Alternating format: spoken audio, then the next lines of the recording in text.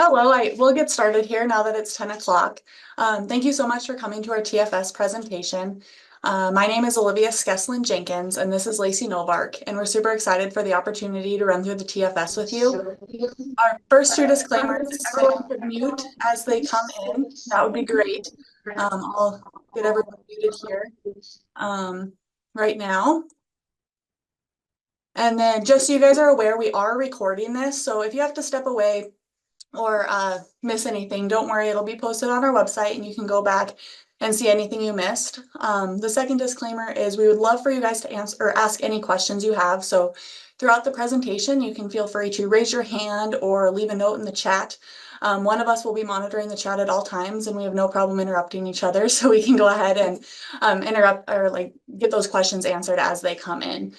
There will also be time at the end to ask any questions that you have, so feel free to use that time then as well. I'm going to go ahead and screen share here. Here. Perfect. So, yeah, there we go. Can everyone see screen? Can someone,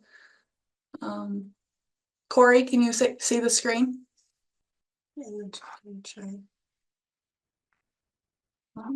Yes, I can see it. It looks good. Okay, perfect. So I would recommend you guys going through this with me to bookmark on your side so that you'll need all of these links later on. So if you would begin by going to opi.mt.gov, this takes you to the main OPI website. To get to school finance, you'll go to leadership and then school finance. I would recommend bookmarking this to begin with. There's a lot of resources here for you. So be sure to have easy access to this over the next couple weeks. The most important step of this is making sure you have access to Mayfairs. To assure that you have access to Mayfairs, you'll go to the School Finance Application and Resources button, and then click on the Mayfair system. This takes you to the OPI Secure portal, which will log you into Mayfairs. The first step would be making sure you have access, so go ahead and try to log in. If you do not have a login or you need to reset your password, you can contact the help desk or reset your password there.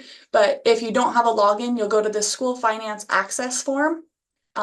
This form will go to the OPI School Finance at mt.gov website, which is email, which is monitored by Amanda Ziggin, our computer support specialist. She's wonderful and will get through these as quickly as she can, but just be mindful that a lot of them are coming at her at one time.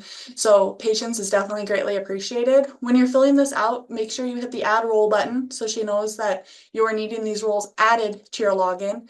And then you will also need a signature from an authorized representative, which is most likely your superintendent. If you have any questions on how to fill this out, feel free to let us know. The next thing I wanted to show you are some accounting resources. The most important one will be your TFS instructions. I would recommend saving a copy of these to your desktop, as they will come in handy throughout the next couple weeks. Section 1 gives you a brief introduction on the TFS, and it also gives you some contacts that you can call with any questions you have. Section 2 shows you the steps. Section 2 is all the way down on page 8. So the first 4 steps you have to complete before you can even begin the TFS in Mayfairs. So starting that now would be a great thing to do if you have not already. Some other materials that are super helpful: the transfer matrix, the compensated absences worksheet. I'm also going to show you this Mayfair's active expenditure string. This is a new addition. Some clerks asked for this at the MASBO training, and so we just got it added to the website, and we hope you all find it very helpful. It gives you a list of every active expenditure string that Mayfair's allows. This page allows you to filter it. So you can add a filter across the top and filter by any fund, program, function, or object code. And then this one is a lookup. I will give the disclaimer that you have to remove the ending zeros and replace them with X's, or else it does not work. So if you go 01,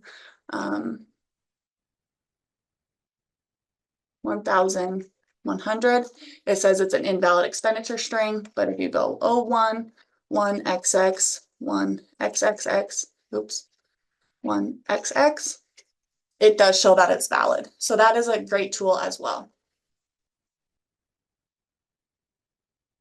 Some other helpful links for you are the miscellaneous fund worksheet and also the chart of accounts. That's a big one that I should hit on as well. This is like my baby, especially starting at the OPI. I took this everywhere with me. Oops. Go ahead, Melissa. Where was the checkoff list? You're going pretty fast, so Oh, sorry. I missed the checkoff list for the TFS. Is it in the instructions or? It sure is. Yep. It's on section 2 of the TFS. Sorry about that. It's on page 8. So, TFS instructions? Yep. The financials. Okay, hold on one second. Let me just. Yeah, go ahead. Okay, I see it. All right, thank you. So we have lots of time. Perfect. All right, and then back in the chart of accounts, I would recommend saving a copy of this to your desktop as well. There's obviously all of the coding in here, but there's great helpful hints as well. So like I said, this was going everywhere with me. Reading it is super helpful with coming up with coding. From there, I will pass it over to Lacey, and oops, I hit the wrong button. She will begin in Mayfair's, oh my gosh, for the TFS. There we go. Okay. So bear with me. This is the first time I've done this live. Last year we did it as a PowerPoint presentation, which went against everything I thought I should do, but being new, I was not comfortable going live. So this is our first go here. So now that Olivia has shared with you all of the kind of preparation and where to find the steps that need to be done prior to your data entry in Mayfair's, we will go into Mayfair's, assuming at this point you have your login. And like she showed you, this is where you'll go to log in. I'm not actually going to log in here because we are going to do this training off of our test portal. So I'm going to cheat and use a link that I have for that. And you guys don't have access to our test system. So same thing, the login page. We'll see if I can remember my password being on the spot.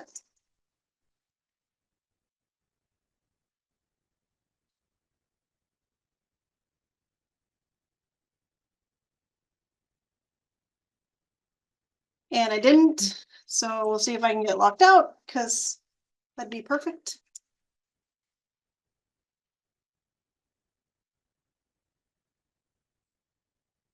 All right. So when your secure portal opens up, you're obviously probably not going to have this many icons. For sure, you should see the Mayfair's financial reporting link and probably the OPI reporting center. So that's what yours will look like. So we're going to click into Mayfair's, and this will be your first screen.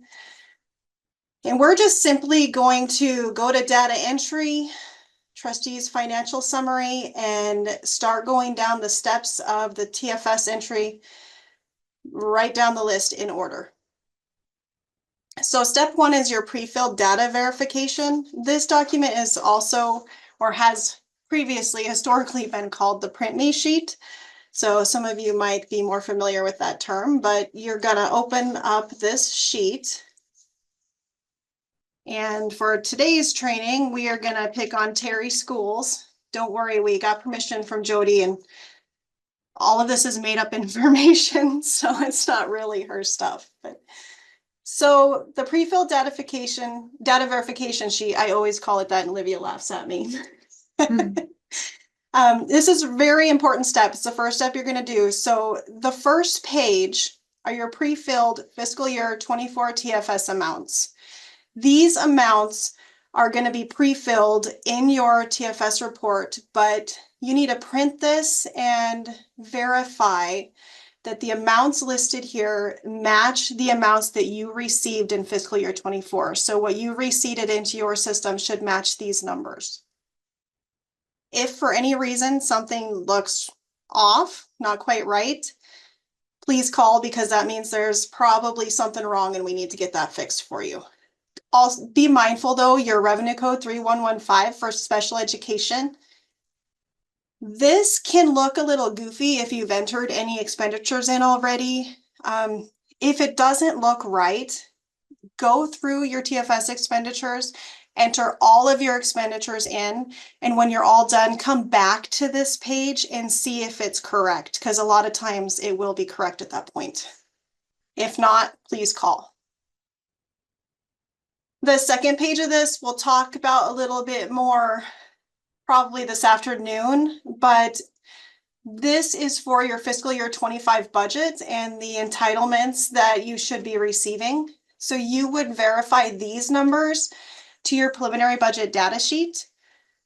And hopefully you are all working from your most current preliminary budget data sheet. I will show you where to go get those. It's not a bad idea to go out and check and make sure what's out here is the one that you're working from. And so, let's see. So when you're on the school finance page, you're going to go down and click budgets. And then preliminary budget data reports and fiscal year 25, because that's the budget we'll be working on. And then pick your county, and then your report is in your county. So go out and do that. Just make sure you're working from your most current version. No questions? No. We're good? Okay. All right, so once you have done that, you're gonna go back to data entry. We actually just got a question. Maybe she Okay. missed this, but do we have access to fiscal year 24? To your preliminary budget data sheet, is that what There's nothing reference, but I think so. No Mayfairs. Mayfair's? So you're filing your fiscal year 24 TFS. Okay. You can go to the school finance website. And out here, when you click budgets, oh, she's looking TFS, not budget. Sorry, I'm on preliminary budget data sheet here. Accounting, trustees financial summary, and all of your previous trustees financial reports are stored here back to 2010. So, and then you just pick your school and you could view your report. So hopefully that answered your question. If not, please let me know. Sorry, but just be easier if I unmuted. I meant if you guys have it open so we can follow along with you, because obviously we can't get to those reports. So it's not open yet. So we are hoping Mayfair's will open the end of this week. If not, it'll be the first part of next week. So stay tuned. In the very near future, you should be receiving an email announcing Mayfair's release. So I see they can't. So you probably can't follow along with me in the Mayfair's system. But this will be recorded and put on our website, so you can always go back and visit it and call us. That's why we're here. So do you have any questions? All right, so once we've done step 1, we're going to move on to step 2, budget amendments and transfers. Oh, who could we pick on?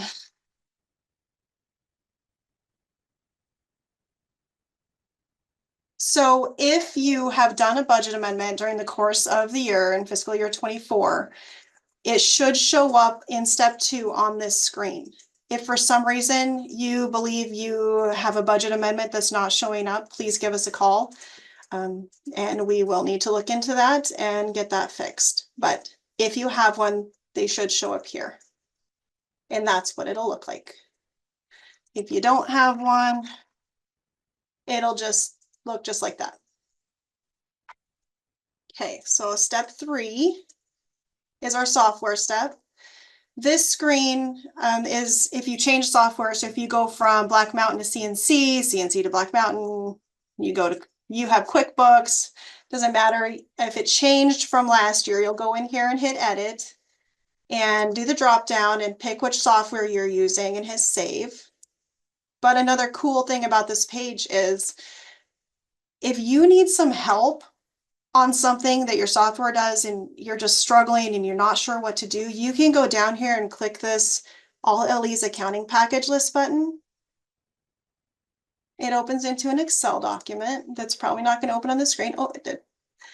And you can see what all the other schools use. So if you have neighboring schools down the road, you can come see what they have. And if you both have Black Mountain, you could get together and help each other out. So just a cool tip I wanted to share.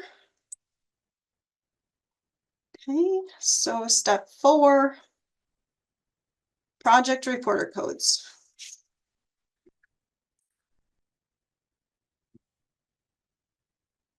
Better get my school. You guys should only see your school in the dropdown. If you see schools that aren't yours, please call us because that means there's an issue with your credentials and we need to get that fixed. Amanda Ziggin would probably be the one to start with on that. Okay, so I have pre-filled a lot of information in this TFS just because if we had started from scratch today, it would have probably taken us 3 days to get through this. So you'll see I've already moved some, but when you get to this screen, there won't be any project reporter codes showing up here for current year. And there are a couple different things you can do. You can manually enter in all your PRCs, or you can hit this show prior year programs button. And all the ones you used last year are going to show up in a list here. So this could save you a lot of time just to copy them. So that is what I'm going to do to show you how to do that. So you're going to hit copy to current year. You have to come up here and hit save. It seems like it did it, but it didn't. And this is something that catches a lot of people. So you'll hit save and it'll throw it here in your current years. So we'll just do that on all of them.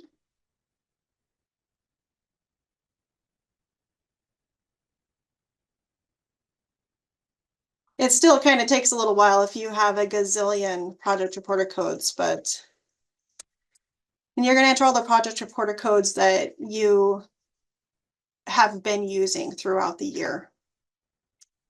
Anything that you have to report expenditures and revenues on, if you try to enter an expenditure or revenue in Fund 15 and you haven't entered the PRC on this screen, then it's going to give you an error and it won't let you do that, but not a big deal. You can jump back over here and add it because PRCs are required in Fund 15.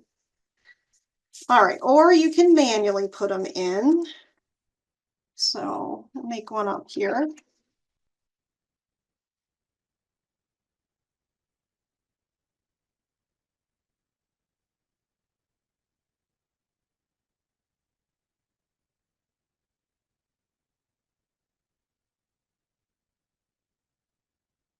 Okay, so that is pretty much that step. You'll see some PRCs under 100 here. We were using some old test data. It is recommended that you don't use project reporter codes under 100 because our system doesn't always recognize leading zeros. So it's good to start with 100 and go up. Then anything above 900 is for OPI use. So a little extra information on that. Are we good with questions? Yes, we are. Okay. This must be so good. All right, so then we move on to step 5. You're going to have to enter in a balance sheet for all of the funds that pertain to your school. So if you hit this drop down, you're going to have to do a balance sheet for any of these funds that you have. We're going to just be working mainly in the general fund. I'll jump around a little bit later, but we're just going to put in our balance sheet. So you're probably always going to have some cash, some fund balance coming in that you need to enter.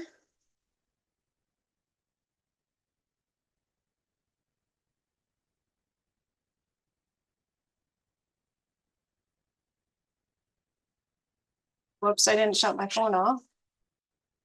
Thank you, Olivia. Generally we have taxes receivables. I think I can do that here. Oh, sorry.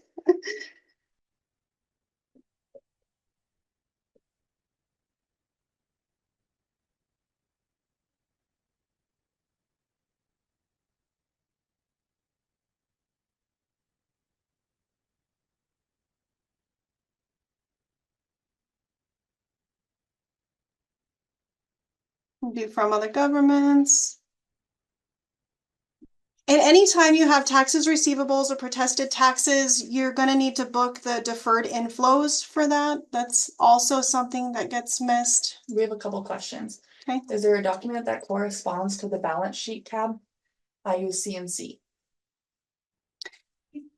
And I apologize, I'm familiar with Black Mountain, not CNC, but I do know that a lot of times they are very similar in the information they provide for you. So I'm sure there's probably a balance sheet you can print out of CNC. I know I could do that out of Black Mountain, and then that's how I knew what to input into Mayfair's when I did my TFS. And someone else is asking that it's from the trial balance out of Black Mountain, correct?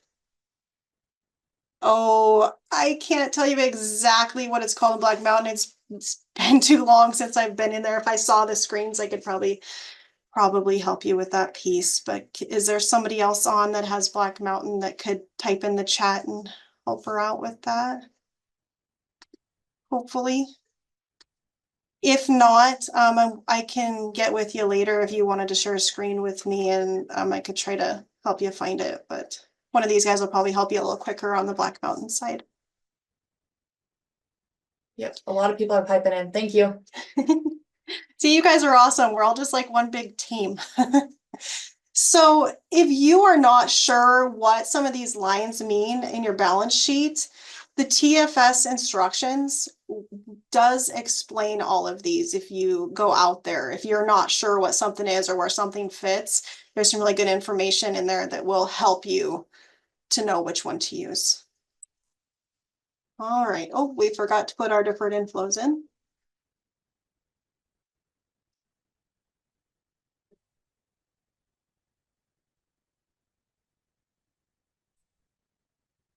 All right. All right, so that's how you put your balance sheet in, and don't forget, you're not done with your general fund. You got to go put it in for all of your funds.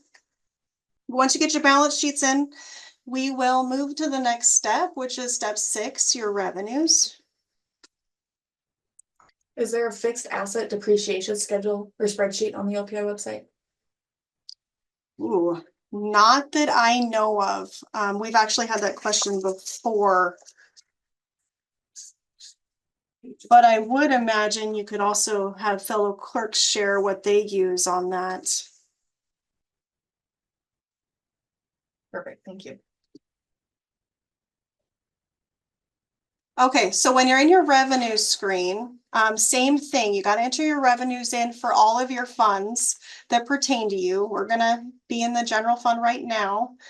And you have 2 choices when you get to this screen. You can upload and import a file from your software program. I know that Black Mountain and CNC do this for sure. Not sure about Tyler Technologies.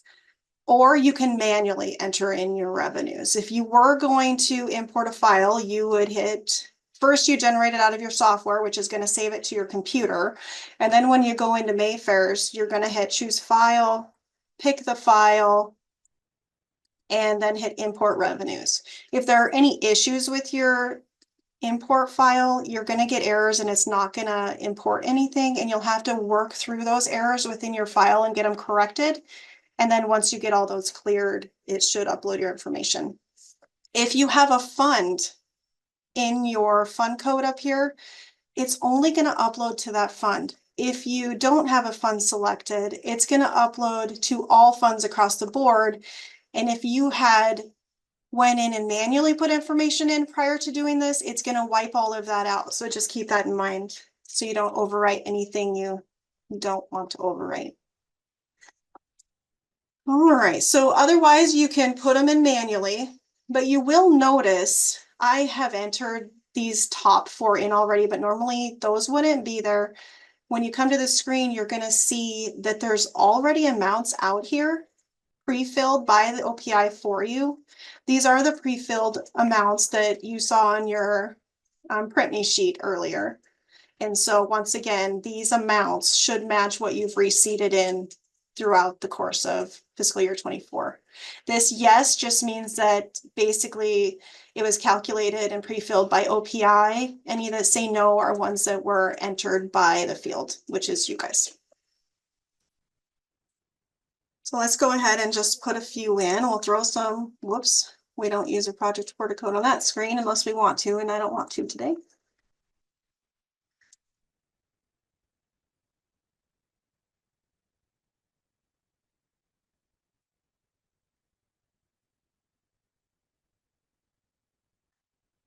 I apologize, Mayfair's has been extremely slow, so hopefully when it goes live, it's not that slow in the real version.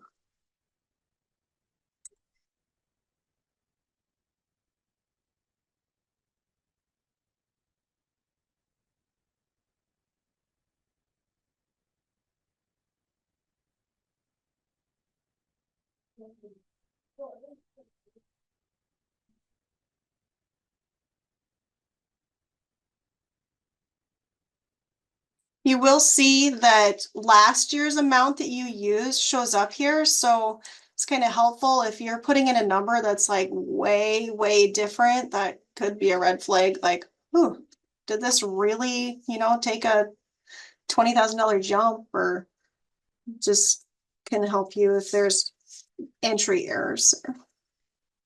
Okay, so once you get your revenues in, you will move on to step 7 and put in your expenditures. And I keep going to this data entry dropdown and kind of going the long way, but I just want to make note, there are buttons here that are like shortcut buttons. You can toggle from expenditure page to revenue page to the balance sheet and just click these buttons, and it makes it a little quicker. But for training purposes, I'm going to keep doing it this way so everybody can get that down.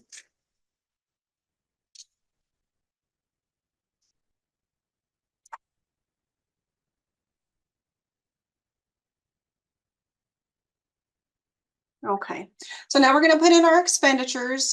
Same thing, you got your drop down, you got to put your expenditures in for all the funds.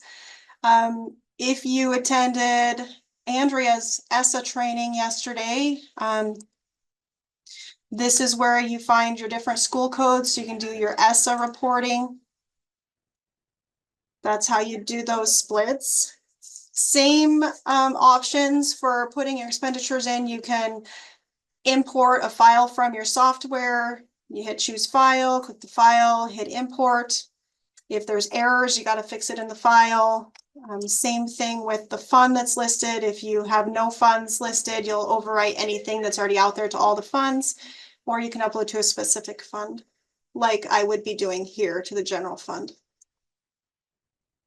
Or you can manually put all of your expenditures in. We're just gonna throw a few in here so you see how to do that. The program. If you're trying to put a code in that's not showing up in the drop down, then that means you've either used that expenditure string already. You can only use an expenditure string once, or it's a code that isn't open in Mayfair's. So you need to find a code that it works with. Give us a call. We can help you with that. Look at your chart of accounts.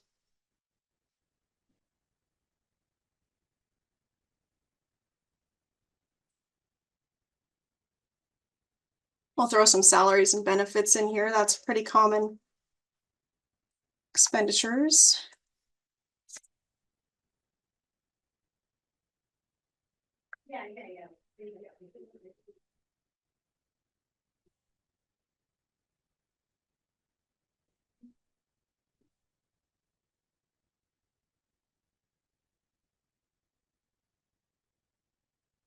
All right. So then your software company probably has reports you can print, and you can check these totals once you get all your expenditures and revenues in, and you can, as you go, you can make sure that you haven't made any data entry errors. I'm also going to show you some expenditures in Fund 15. If I did this right, I tried to set this up so I could show you guys some different issues that can arise. So I'm in Fund 15, and I want to enter in an expenditure with a project code of a 123. And you can see that it's not available for me to enter. So I'm not able to do that. So that's when you would have to go back to the project reporter page, add the project that you missed.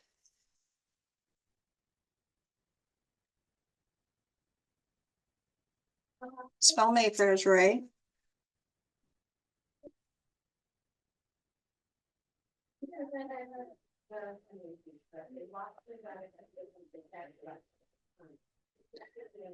And then jump back to expenditures, just using those shortcuts.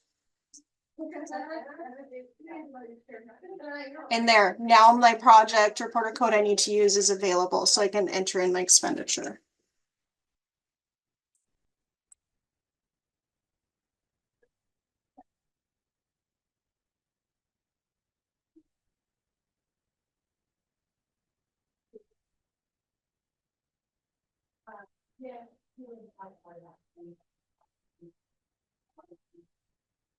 If I try to enter an expenditure here without a project reporter code,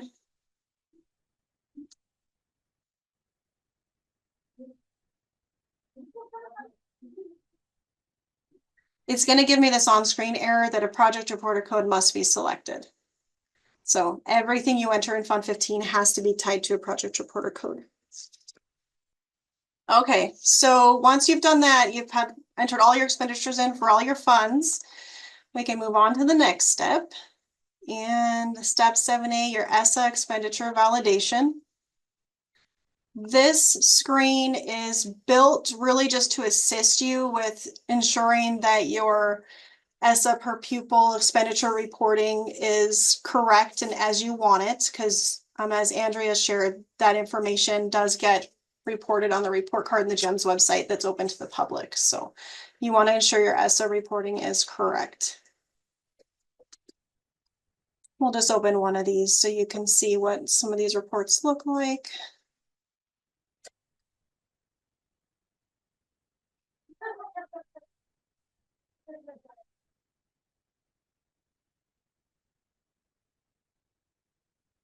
It's a lot of information, but it's just another way to see how you have reported your different expenditures and how they're split.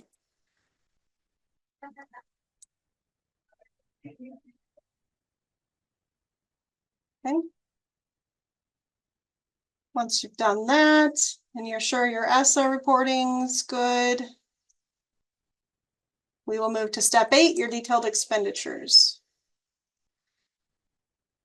There's no import ability here, but your software programs may provide you a report that helps you with what exactly to enter in here. If you don't have that luxury and you're not sure what expenditure strings have to be reported here, you can either print this detailed expenditure report.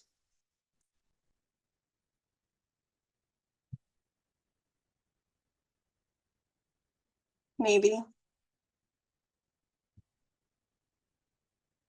And it'll pull up a report just showing what you reported last year versus this year, but it gives you all the different expenditure strings that need to be reported. So that'd be a place to find it.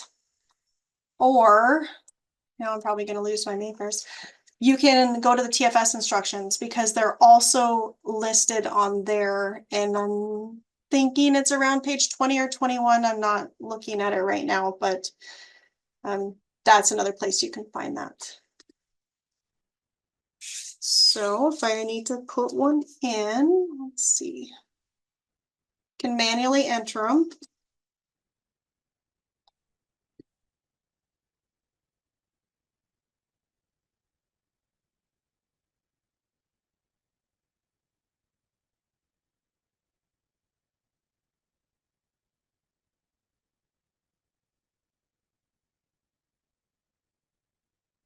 Oh, and the one I just entered is right there at the top.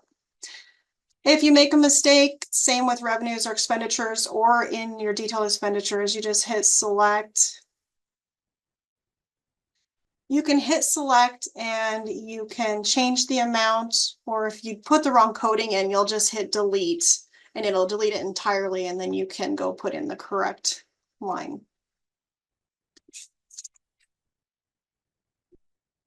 All right, so now we are going to move on to the next step. And that is step 9. We kind of go back to the ESSA realm. This ESSA LE per pupil expenditure reporting for funds 12, 15, and 82 screen, it won't apply to everybody. But if your school had expenditures that you made on behalf of a different school or another entity, you would need within funds 12, 15, or 82, you would need to report those expenditures in this screen, because this is the screen that will take those expenditures out of your ESSA per pupil calculation and make sure they're included in whatever school you made the expenditure for. It'll be in their ESSA per pupil calculation. So if you have expenditures like that, you need to make sure that you enter those expenditures in step 7 with all your other expenditures, because it was an expenditure your school made, but you'll enter them in step 7 without a school code. And then when you come here is where you will pick the school that you made the expenditure for. If it's not a school listed in here, private school or something, you'll leave that blank. Same with the school code. If it's not somebody in that list, they probably won't have a school code, so you'll leave that blank. But then you go ahead and put in your expenditure you made for them. Let's see.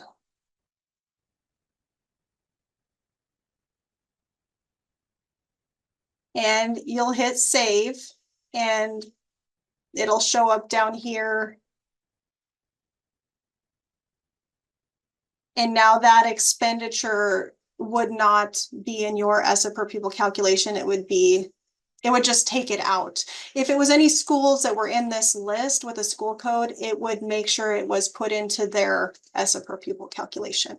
One thing to keep in mind is what you put here cannot be more in value than what you've entered in step 7 for this exact coding string without a school code. If you enter it a penny more by accident, you will have a validation error. Not a huge deal. You just go back and try to find where your error is and fix it. There's reports up here that can help you view that. I believe it's this first report here. It's a comparison, and there's kind of a neat way that'll show you where that difference is. And if you need help with that, you can call me.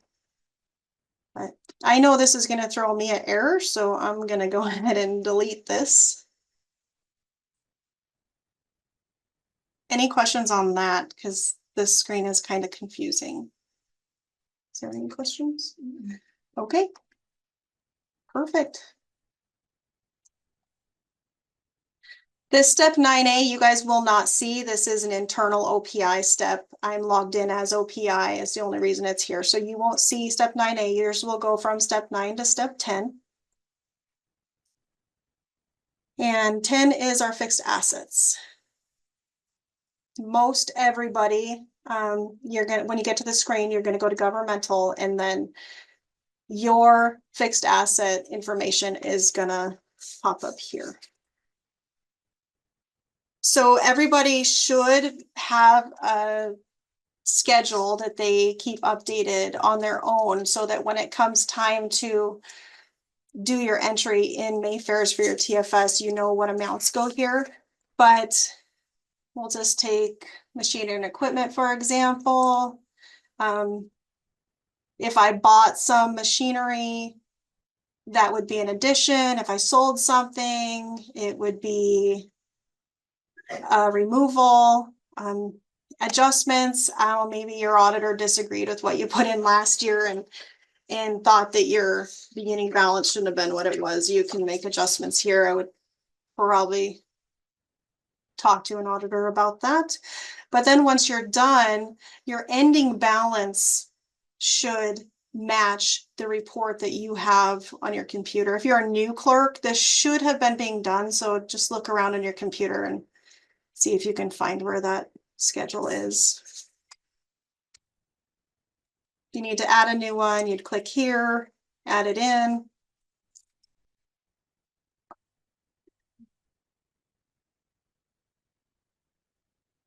Step 11, long-term liabilities. Same thing, you're gonna click governmental.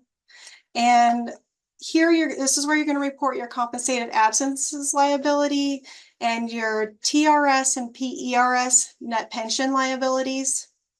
Your compensated absence liability is also, you should be tracking this on your own. It should be on your computer every year. And then that reporting will let you know what you need to input here when you do your TFS. Olivia showed you at the beginning. That was one of the documents we had in the guidance and manuals.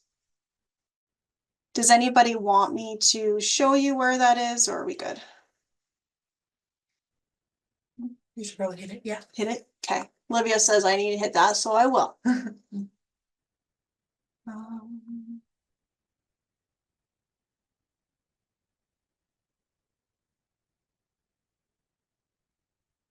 So right here is where that worksheet is, a sample worksheet that you can use if you need one.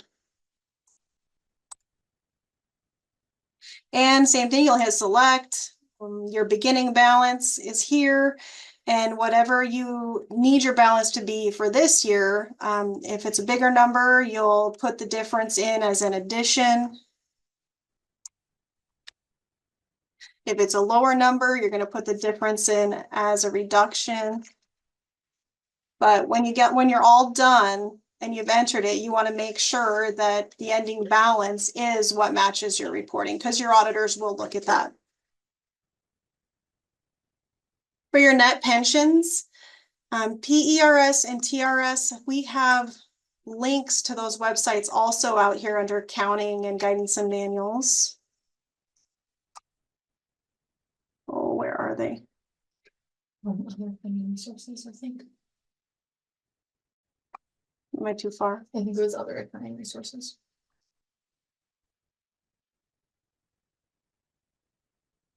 Oh, I should have listened to Olivia. Okay. So here's a link to the TRS website and a link to the PERS website. I know one of them gets that information out a little quicker than the other. I can't remember. I want to say it's maybe PERS that's quicker. That might be the other way around. You guys probably know, but you got to kind of wait for those reports to come out. And then when you're entering it, once you know what you need, same thing. If the number's higher, you'll put it in the difference in as an addition. If it's lower, you're going to put it in as a reduction.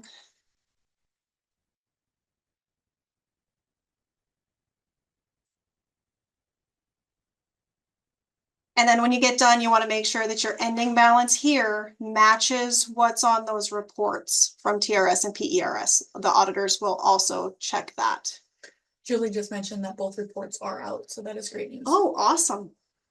They are on top of it. So sounds like they are out and available. So you can go grab those. What I always did, because some of those reports are kind of tricky to find the number that you need, I would pull the prior year's report and see what I entered into Mayfair's and just compare it to make sure that's the same number I was pulling for this year. That was helpful to me. Okay.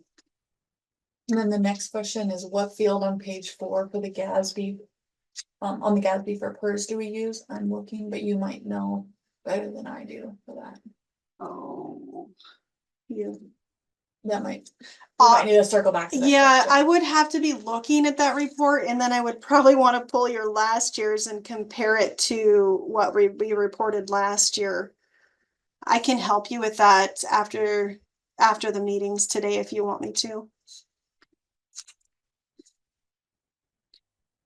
Okay, we might also have some guidance written up for internal for those questions, so let's make a note of that, Olivia.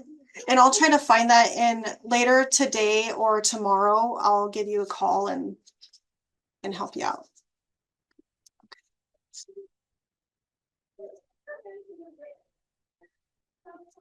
All right, so step 12 is your special ed reversion page. So once you have all your expenditures and stuff in, you should go out here and pull this report to make sure you don't have a reversion.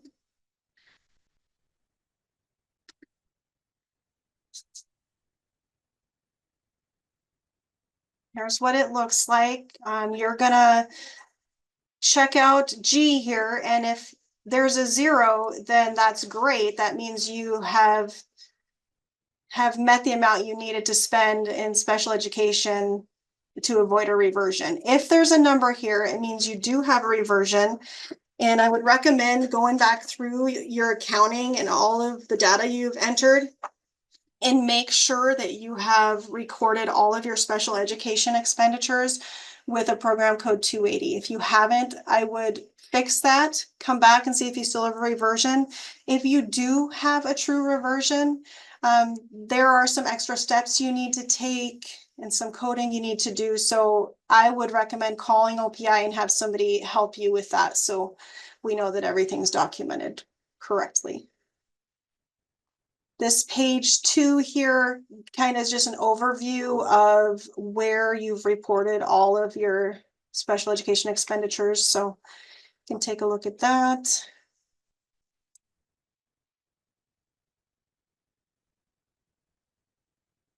Okay.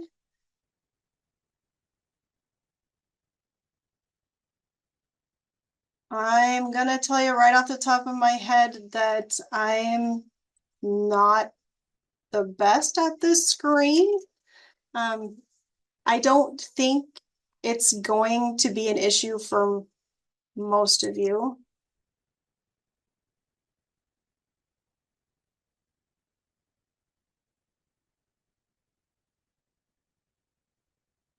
But we'll show you what this report looks like, and then if you get to it and need questions or have any concerns, you can give us a call and we'll make sure we get your questions answered.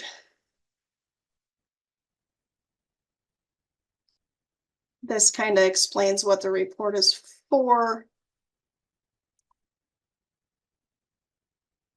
Gives you a comparison. Expenditures from your elementary to high school.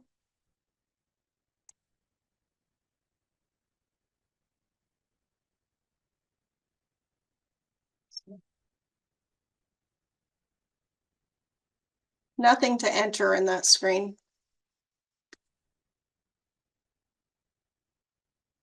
So that is pretty much it.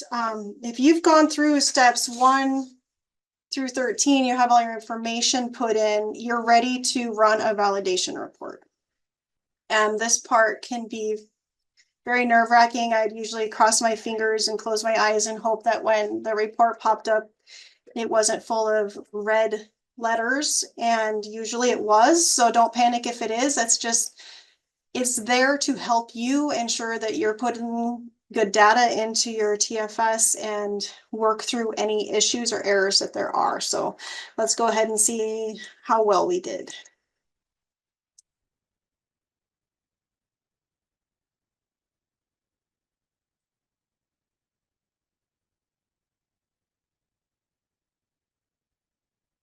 Drum roll. Thanks, Olivia.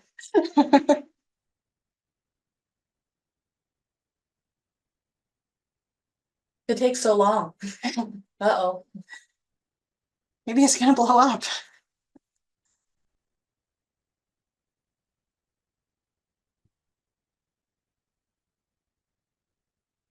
It does usually take a little while, so.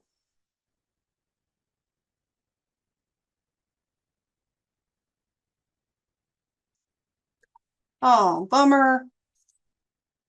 So as you can see here, we do have some validation errors. Your validation report is split into 2 parts: corrective validation errors and warnings. Your warnings, there are red warnings and black warnings. The correctives absolutely have to be corrected before you can submit your TFS when you're done with your budget. So you'll have to go through these, read the error. It's gives a pretty good explanation of what's going on, so you know what you need to go fix. Your warnings, I guess you need to pay attention to all of these, regardless of what color they are, because there is good information and these are in place to assist you so you don't end up with unnecessary audit findings. So I see that we have a balance sheet error in our Fund 10, so we'll have to go correct that because you have to be in balance. And down here, you'll notice this first one that in fiscal year 2024, the expenditures reported in general fund, Indian Ed for All, using program code 365, and it's saying I reported 0, are less than the amount of revenues received for Indian Education for All, 3113, that's the revenue code. And it's saying we had received this amount. And please check revenues and expenditures to ensure appropriate reporting. So what'll happen here is if you don't report all of your expenditures for your Indian Education for All, you can lose funding in ensuing years. So we don't want anybody to do that. So if you truly didn't spend it, then obviously this is an error you're not going to clear and you'll just have to deal with the repercussions later. But if you did, this is just alerting you that you need to go correct that. You will have till, it's always been December 10th to make TFS changes after September 15th. That date may change to December 1st. That's not set in stone. That's just in conversations right now, but you will have a chance. You could fix it later, but it's so much easier if you fix it now when you have access to Mayfairs. After September 15th, we have to make the change on your behalf, and then we're changing your reporting for you. So we prefer that everything's clean when you're reporting it. Let's see, what else do we have here? This warning, and it looks like there's 2 of them here, are just telling us that we have expenditures entered in Fund 12 and in 15, but we haven't allocated any expenditures in that 12-15-82 screen. These are just warnings. You may or may not, I mean, this might not even apply to you at all. And if that's the case, disregard them. You won't be able to clear them. They're just information they're giving you. And then this one's telling us, oh shoot, it looks like we forgot to book our deferred inflows in our Fund 10. So we need to go take a look at our balance sheet and see what happened there. And then if there is another reminder, make sure you check your ESSA per pupil reporting prior to the submission of your TFS. Only minor corrections will be accepted by December 10th. So I will tell you, ESSA changes are way easier if you guys can do that before Mayfair's closes. After Mayfair's closes, when you send those TFS changes into us, a lot of times, because the instructions say cross it out, the number out on your TFS, write the new one, send it to us, we can make the change. But what's missing in that is when you print your TFS report, it rolls all of your school code expenditures together. And so you're sending us, hey, this $10,000 needs to be 12,000. But then we go in to make the change and we see that your $10,000 is split amongst 3 different school codes. So we also need to know how you want your new values split. So it's just kind of cumbersome and a lot of back and forth. And some of you probably know exactly what I'm talking about because Olivia and I probably got a hold of you last year with those. All right, so let's go to our balance sheet in Fund 10, and we'll try to troubleshoot this. And I'm gonna guess, if you look down here, it's saying, hey, it looks like you forgot your deferred inflows in your Fund 10. Well, I guarantee that's why my balance sheet is off. So let's go check that.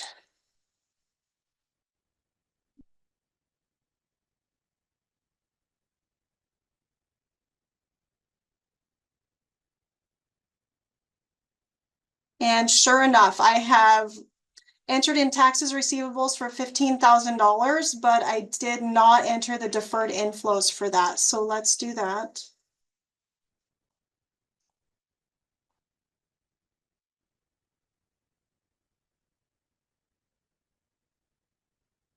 Okay. And we're gonna run another validation report, see if we cleared that. See if both of those are gone.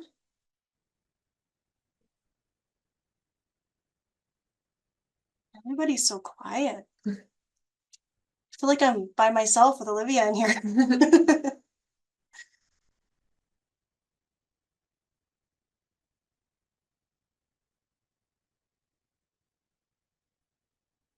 And as you can see, we no longer have any corrective validations, so we could technically go hit submit if we had our budget done, but we're not going to because we want to make sure that any issue that could possibly be fixed is fixed. And I want to make sure that I have my Indian Ed for All expenditures recorded correctly so that I can get all of my funding in ensuing years. We have two good questions that we'll answer for everyone to hear. Will the Mayfair system save our data entry progress automatically? Yes. Great question. Yep. And then the next, oh, did you have something else to say? Nope. Okay.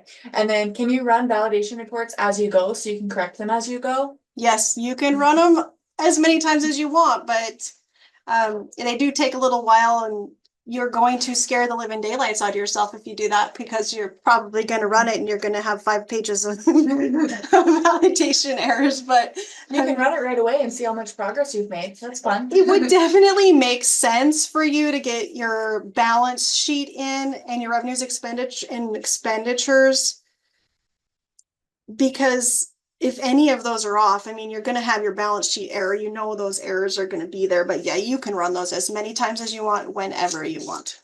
And like Lacey showed you, there are those like quick link buttons in Mayfair's. Most screens do have the run validation report on the screen. So that helps also. You don't have to go into that step on the TFS. to Yeah. run that. The buttons are a lot quicker because you don't have to select your school and hit print PDF. Okay, so let's go see what we did with our Indian Ed for All expenditures.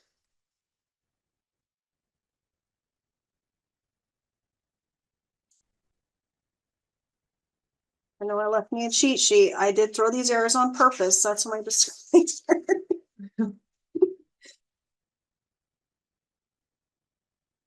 Apparently I didn't leave myself a cheat sheet. What? Oh, what was that amount? What was my revenue for Indian Ed for All? Well, I can jump to my revenues or go back to my validation sheet. It's 3113. It looks like that number is $30,682.14. Go back to my expenditures. Did you have an expenditure that you just needed to add like your receipt? My balance sheet's in balance and yep, because I adjusted this one. And oh shoot, I know what I did. I had spent that money in my high school and I accidentally reported it under my 1XX program code. And now I know that I wouldn't have got the credit for spending my Indian Ed for All revenue because I used the wrong program code. Another example of why it is so very important that you use the correct program codes, because there are program codes that are required for things like this and you don't want to get yourself in hot water by reporting incorrectly. We also take the information you report and we do federal reporting with that. So if we get the data wrong from you, then we're providing it to the federal government wrong. So I just want to make sure everything is clean and correct. And I need my calculator because I'm not very smart here. So I am going to adjust my supplies expenditure here by my Indian Ed for All amount.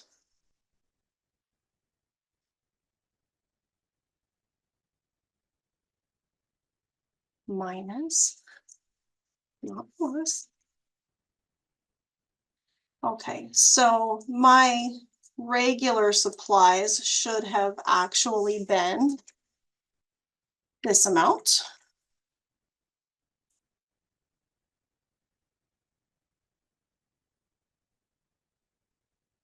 And I meant to report my Indianet for all expenditures with a program code 365.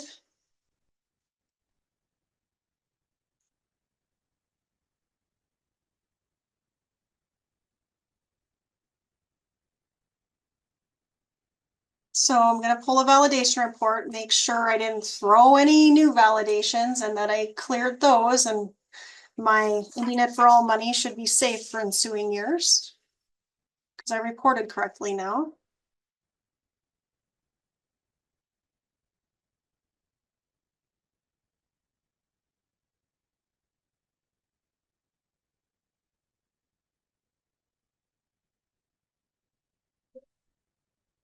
Yay! So we didn't throw any balance sheet errors, so I must have entered my amounts incorrectly and subtracted right. Good thing for the calculator. And then I know that these first two are just informational. They don't apply to me. I didn't have any expenditures on behalf of another school. And this is want me to double check my ESSA. I feel confident I've entered my ESSA per pupil expenditure SIN correctly. And so now I am ready to move on to my budget. You will not submit your TFS. If you go to that step, you won't have the option, whoops.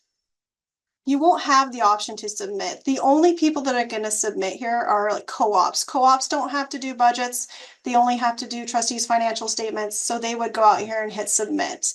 You're going to be done with your TFS. You're going to move on to your budget. Once your budget is done, that is where you will submit. And when you submit in that budget screen, it's going to submit your TFS and budget together at the same time. So now that we've gone through all the steps, I'll turn my video back on. And does anybody have any questions? Want me to go back over anything, show you anything? Looks like we're really early. We put 2 hours on here to make sure we could get through everything and answer any questions. So please, no question is a bad question. Please ask it if you have one.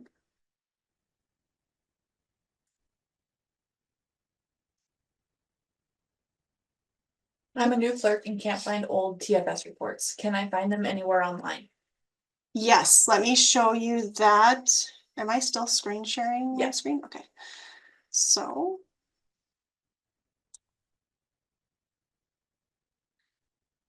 this is your homepage for school finance. So this is the OPI homepage. And like Livia said, you go to leadership, finance and grants, school finance. That's how you get to the school finance page. And she said TFS? Yes. Okay. So you're going to go to accounting. And then you're going to select trustees financial summary. And back to 2010, you will find copies of your reports. So you can go back quite a ways. When reporting fixed assets, how do we report depreciation? That will be on your capital asset report that you're tracking, hopefully have been tracking. So if you're new, look for what the previous clerk was doing and find her report. Because you want to keep that updated, and that calculates the depreciation amount that you're going to enter in.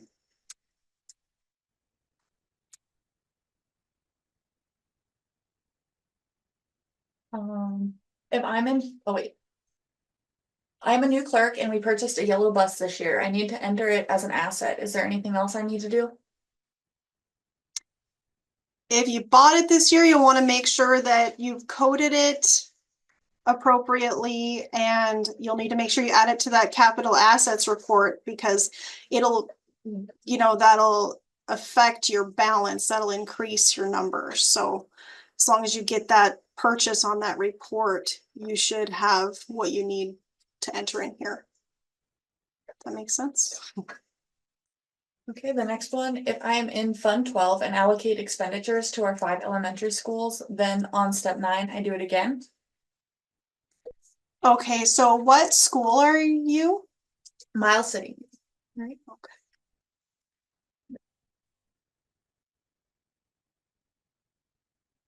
Okay, so are you in your elementary file? You can unmute yourself if you want, and if you don't feel like chatting every time. What was her question? Yes. If I am in Fund 12 and allocate expenditures to our 5 elementary schools, then step 9, I do it again.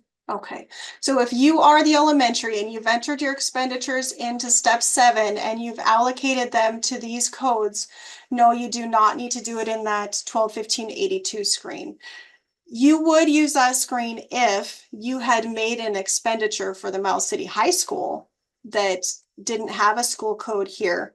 That's where you would allocate expenditures to that school, but more than likely not the case. So you've already done your ESSA reporting in step 7. So no, you do not need to do that in step 9.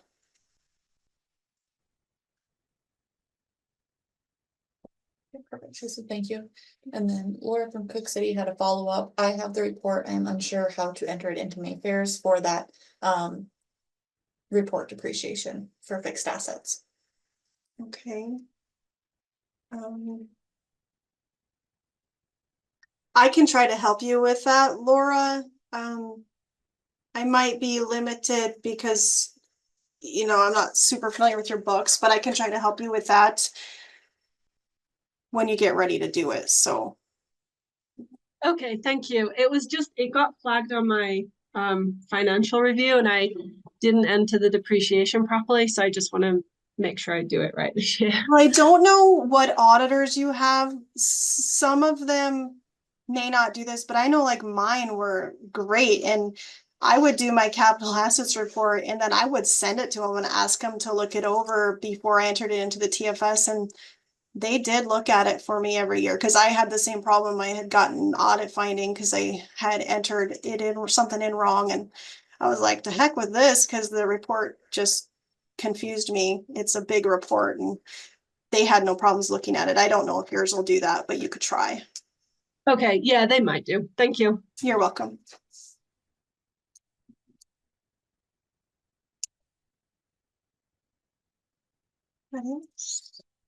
Any other questions?